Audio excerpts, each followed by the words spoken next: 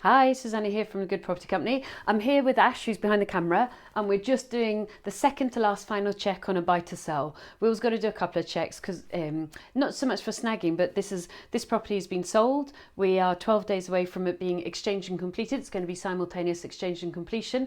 We're currently using some of it for storage, but also we're just double checking things like the gas, the electricity, and making sure we haven't left anything here, and making sure everything's ready. So we're going to obviously employ cleaners to make it clean for the new people.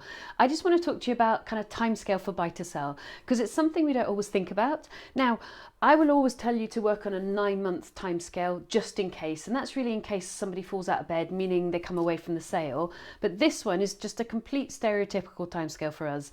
We bought it from auction, and we exchanged in the end of September, we completed in the end of October, and now we're going to be selling it and exchanging completing in mid-May. So that is November, December, January, February, March, April. So 6.5 months from buying to actually selling. So what takes the time?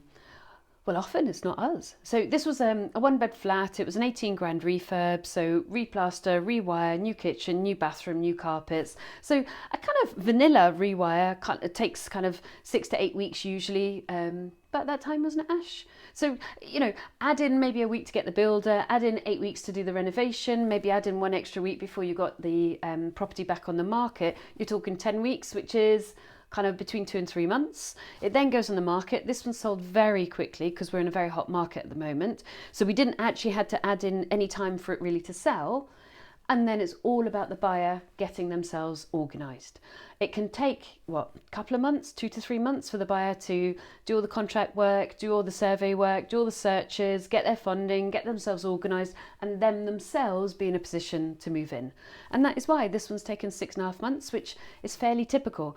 When you're doing your maths, particularly if you're looking at funding and you've got cost of funding, you've got obviously the cost of the council tax, even though it is an empty property and you're right for that discount, you've got the cost of the water rates, you've got low level cost, gas, electricity. Any month adds on additional cost. So I don't want you doing your maths on a 6-month basis. I want you doing your maths on a 9-month basis. So what are we assuming there? This one didn't have a buyer falling out of bed. So this is a fairly stereotypical 6.5 months turnaround from buying to sale.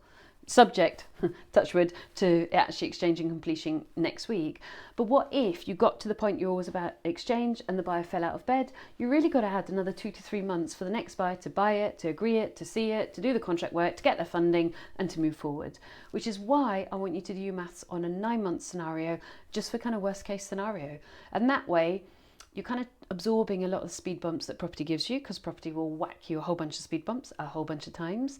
And then you're kind of nicely surprised when the money comes in 2.5 months early. See you soon. Bye.